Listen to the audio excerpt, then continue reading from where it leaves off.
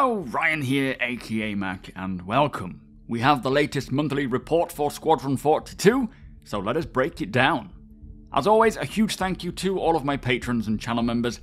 Thank you so much for the support, it is truly appreciated, and if you do enjoy my videos, please do consider subscribing and helping the channel to grow. So, kicking off with the AI content team, for the hangar, the team concentrated on the visual quality of the deck and utility crew animations, like fine-tuning their interactions as they go about their tasks, such as repairing and inspecting the Gladius.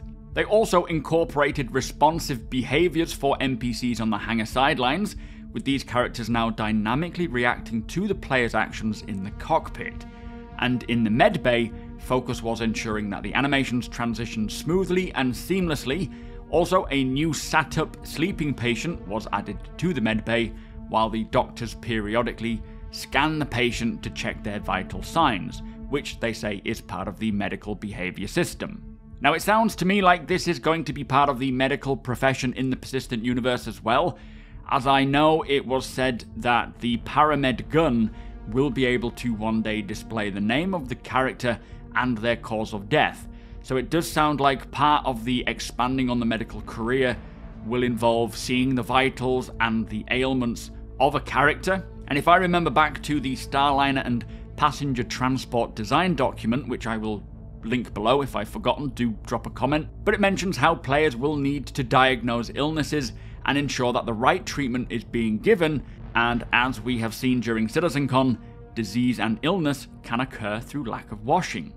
Anyway, part of the AI content team's work was on the new gym area, setting up usable items like treadmills and dumbbells, where NPCs will use them and then after use they will return to a seat to recover before using them again. Now, I do wonder if these devices will be usable for the players as well to help build up their passive skills, like increasing your ability to run for longer periods of time by, say, using a treadmill, as that would be kind of handy to have in a ship or in a hangar. Maybe not for everyone, but I would kind of like that idea, a bit like San Andreas.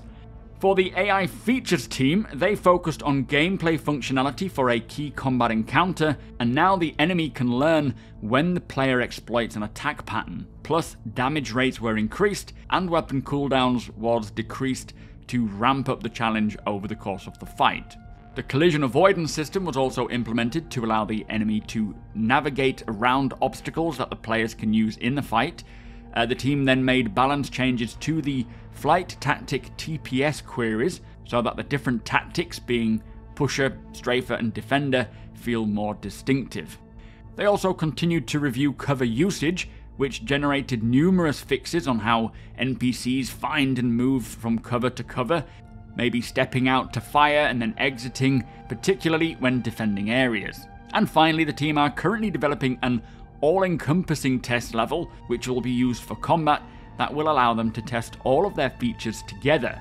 And here they can add various parameters and select different enemies with varying combinations of traits. And this new level will then be used to test the combat consistency across both the Persistent Universe and Squadron 42, and will provide a solid place to test improvements and bug fixes to the AI combat and its related functionality. Things like ammo usage, mounted weapons, attack and defend areas, medics, accuracy and stealth gameplay. So there is a lot of stuff going on there with the AI, and I am very happy to hear that they will really be honing all of the AI features. And also for Alpha 3.21.1, they are rolling out all of these AI updates, so it'll be interesting to see just how capable the NPCs can become once we have good server stability, of course. Now, for the animation team, they continued to streamline combat animations, working on the skill level 1 takedowns, as well as interactable animations in the environment. Now, skill level 1, I'm assuming, will be how we get visibly better at doing these takedowns on NPCs. So the more you do it, the better you become. I guess there will be a skill level 2, 3, 4, and whatever, becoming cleaner, smoother, and less noisy. The team are also working on the first select animations for weapons and their malfunctions, capturing animations where needed to complement scenes and locations, as well as working through the various facial animations for story performances and ambient dialogue. Now, moving on to the audio team, they continue to improve and polish sounds for the Squadron 42 video, with them saying, using our newly created multi-band compressor, we improved the weapon sound effects across all guns in Squadron 42. We also designed some more cinematic assets and provided Foley 2 key animations throughout the trailer. Also, vast improvements were made to the team's vehicle systems and audio code generated new tech that will bring Squadron 42's sounds to life. And finally, development of the Walla system continued, which will help to create a lively experience as players explore the world. Hopefully we start to see a lot of this work from the audio team rolling out to the persistent universe, as they have been really polishing and improving the audio in all areas, and from what we heard at CitizenCon, it does sound night and day different, so let us hope they can start pushing that out as soon as possible. Now, for the gameplay features team, they polished the new character customizer, working on skin texture, tone, freckles, blemishes, eyes, makeup, and much more. And I will say, it does look phenomenal. Cannot wait till we can actually recognize players in-game just based on their characters' faces. On the new STARMAP, the team worked to get the markers and labels working correctly on planets, and as we can see, this is going to be a major win for the persistent universe. The work also began on a new Squadron 42 specific front end, making it feel like an extension of the game world, and this will feature a changing environment reflecting how far through the campaign the players are and become populated with collected items. Now, I really love the sound of this, seeing it evolve with the items that we collect throughout the campaign, encouraging us to collect more and search for more. And it is also great to hear that the front end is coming along. As we know, it is now about polishing and optimizing only, and then Squadron 42 will be done. So the gameplay features team also added the SimPod UI screen to allow players to select which simulation they want to play, seamlessly transitioning into it, and then view a how did you do upon completion. Now, I do wonder what game types the SimPod in the Squadron 42 campaign will offer, as I don't imagine you'll be able to just jump into the current Arena Commander Star Marine game modes online. It'll be more likely an offline military training program, but I am not sure. Anyway, for the gameplay story team, for the Squadron 42 video shown at CitizenCon, they expanded their scenes with the hangar deck crew, adjusting idles and welding animations for the characters on top of the Gladius, and updated the ladder climb animation to fix some clipping. They also added more idles to the deck crew character in the cockpit, and added the new Mobiglass effect to the refueling character. The social narrative team also supported the video by way of landing and takeoff scenarios in the Idris' hangar, with the team saying, landing is something that we've been focusing on recently, including tactile deck crew interactions with both your ship and fellow wingman, Old Man Colton, which is Mark Hamill's character. Work was also done on the NPCs repairing the landed Gladius, which features the new welding animations, plus inspecting the cockpit and refueling, and these animations were layered on top of the systemic AI to move the hangar experience closer to the team's overall expectations. And it did look pretty great, seeing the NPCs all going about their own business in the Idris hangar, creating more of a realistic environment.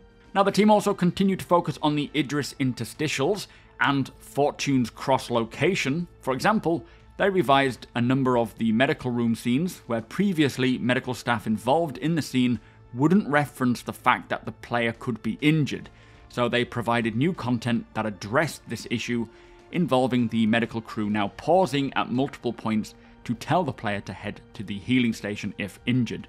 Now, for the general narrative team, they spent time finalizing content captured last month to get the initial animations and audio passes into the game so that they could experience the moments in situ.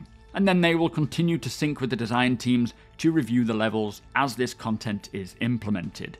They also continued their work completing the text requirements for the game, which includes all of the message exchanges that the player will receive, reviewing mission objects, adding Galactopedia entries, and looking at other environmental content to help sell the story and feel of the various locations. Really hope we get to see the Galactopedia in the Persistent Universe's updated Mobiglass soon, as being able to read all about the verse while we are actually in the verse travelling around will be so much fun. Now finally, we have the visual effects team They continued to work on several cutscenes alongside the cinematics team. They also continued polishing effects for various locations, some of which we saw at CitizenCon.